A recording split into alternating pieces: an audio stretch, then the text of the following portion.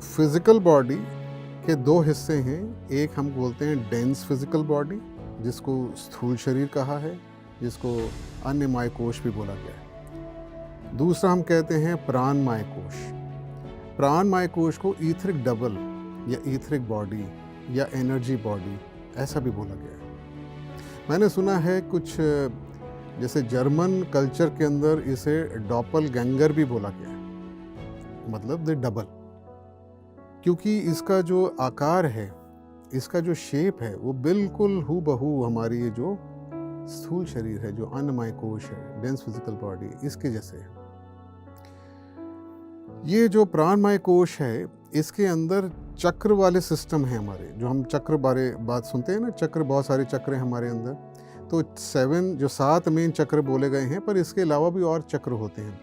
चक्र कुछ भी नहीं होते, एनर्जी सेंटर्स होते हैं। इस प्राणमय कोश में ईथरिक बॉडी के अंदर ये एक ऐसे सर्कुलर डिस्क लाइक, या हम बोलेंगे फूल की तरह, ये सेंटर्स होते हैं। और इन सब का जो स्टॉक है, इन फूल का जो डंडी है जो फूल से निकलती है, वो जुड़ती है स्पाइन में आके, हमारी रीढ़ की हड्डी में। रीढ़ की हड्डी पे जहाँ पर प्राणमय कोश है, क्योंकि ये प्राणमय कोश के अंदर के हिस्से हैं। तो ये ईथरिक डबल जो है, इसका जो मेन काम है वो है प्राण को खींचना। हमने पता करा था कि प्राण और ऑक्सीजन एक चीज़ नहीं होते हैं। प्राण वातावरण के अंदर सूर्य के किरणों से आती है, और हमारे वातावरण के अंदर ये जो सूक्ष्म पदार्थ है जिससे ये ईथरिक बॉडी बनी है, जिसको हमने ईथरिक मटेरियल भी बोला है, ईथरिक मैटर बोला है थियोसॉफी में, ये सूक्ष्म पदार्थ के अंदर वो जमा हो जाती है। प्राण एक ऊर्जा है, एक एनर्जी है, इसको हमने थियोसॉफी में बोला है वाइटैलिटी। ये जो वाइटैलिटी है, ये वातावरण के अंदर, एटमॉस्फेयर में इकट्ठी होती है, और हमारे शरीर के अंदर जो ये प्राणमय कोश है, ईथरिक बॉडी के अंदर एक सेंटर है, एक चक्र है, जिसको हम कहते हैं स्प्लीनिक चक्र।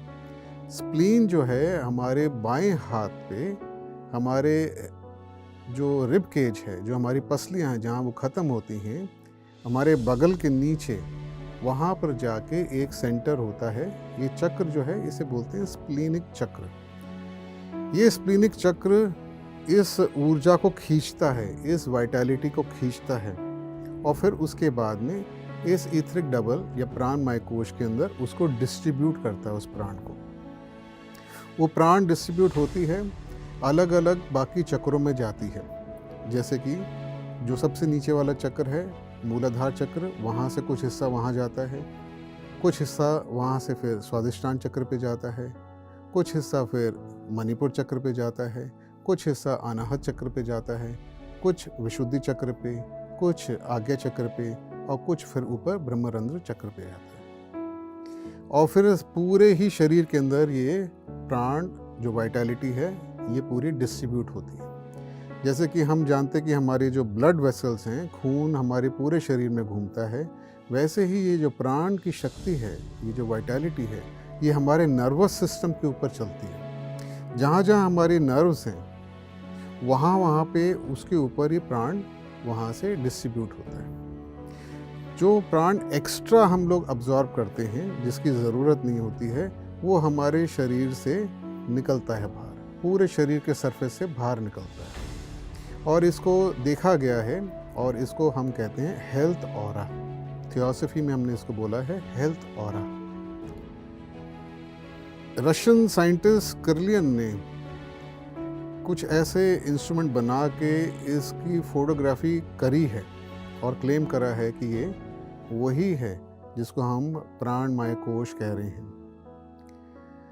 खैर, ये तो पता नहीं वो है कि नहीं है, मगर हमारे जो थियोसॉफी के अंदर रिसर्चर्स थे, जिन्होंने अपने फर्स्ट हैंड एक्सपीरियंस से ये सब बताया है, और जो मैं आपको बता रहा हूँ, उन्होंने ये बताया है कि इसको हेल्थ ऑरा इसलिए कहते हैं क्योंकि ये जो प्राण शक्ति निकल रही है हमारे शरीर से बाहर, ये इतनी बढ़िया तरीके से निकलती है, एकदम स्ट्रीमलाइन होके निकलती है, कि अगर कोई व्यक्ति जो देख सकता है इस ऑरा को, वो देख के तुरंत बता सकता है कि ये जो व्यक्ति है जिसकी ऑरा दिखाई दे रही है वो स्वस्थ है कि नहीं है।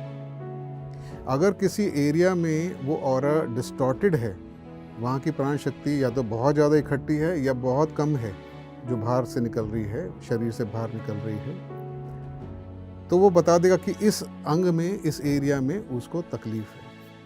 खैर, ये तो होगी बात कि जो प्राणमय कोश है, ईथरिक डबल है, वो इस प्राण को, वाइटैलिटी को खींचता है और डिस्ट्रीब्यूट करता है।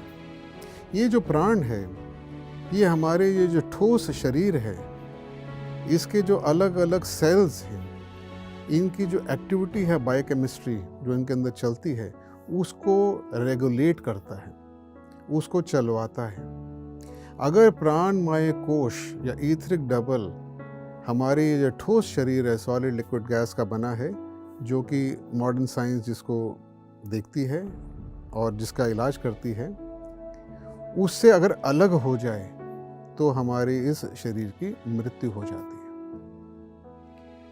और इसी का फ़ायदा उठाते हुए, हालांकि पता नहीं था ये मॉडर्न साइंस को, मगर इसी का फ़ायदा उठाते हुए जो इस फैक्ट का कि जो हमारे को ये जो हमारी जो बॉडी चल रही है, जो फिज़िकल बॉडी की एक्टिविटी चल रही है, जो हमारे अंदर ये होश है, जो हमारी जागृत अवस्था है, इसका जो मेन कारण है वो है ईथरिक डबल, प्राणमय कोश।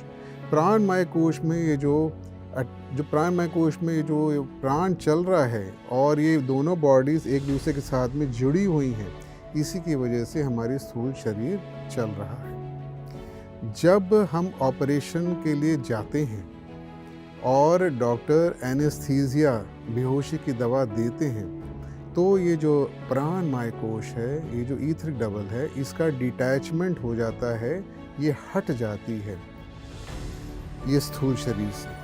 पूरी नहीं हटती, अगर पूरी हट जाएगी तो मृत्यु हो जाएगी, काफ़ी हद तक हट जाती है। जो बेहोशी वाले डॉक्टर हैं, जो एनेस्थीसिया देते हैं, वो इस बात का ध्यान रखते हैं ऑपरेशन के टाइम पे कि इतना ज़्यादा एनेस्थीसिया ना दे दिया जाए कि फिज़िकल बॉडी की डेथ हो जाए, और इतना कम भी ना दिया जाए कि व्यक्ति वापस होश में आ जाए अपने शरीर के अंदर, कि उसकी होश वापस जागृत हो जाए।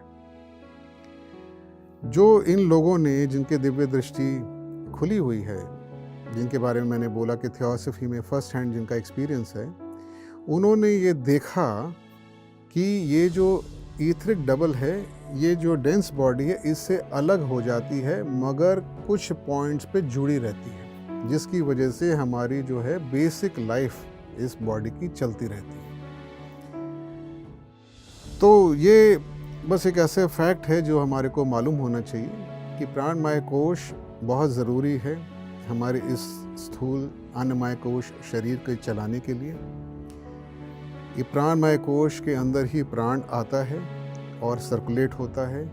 ये जो चक्र हैं, इन्हीं चक्रों से वो डिस्ट्रीब्यूट होता है प्राण, और ये हमारे जो लाइफ है, जो हमारी शरीर की लाइफ है, जो हम अपने आप को ज़िंदा समझते हैं, वो इसी प्राणमय कोश की एक्टिविटी की वजह से है।